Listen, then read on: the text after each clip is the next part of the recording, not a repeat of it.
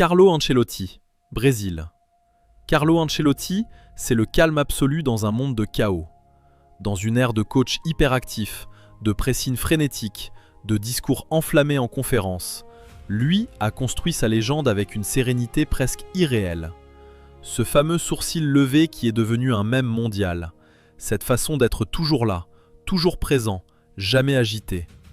AC Milan, Real Madrid 2 fois, Chelsea, PSG, Bayern, Everton, 5 Ligues des Champions.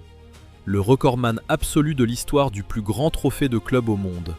Il a géré Ronaldinho, Kaka, Beckham, Cristiano Ronaldo, Benzema, Modric, Vinicius. Des stars mondiales aux égos démesurés et lui qui trouvait toujours le moyen de faire en sorte que ça tourne. Et en 2026, il arrive au Brésil. Attends, il arrive au Brésil.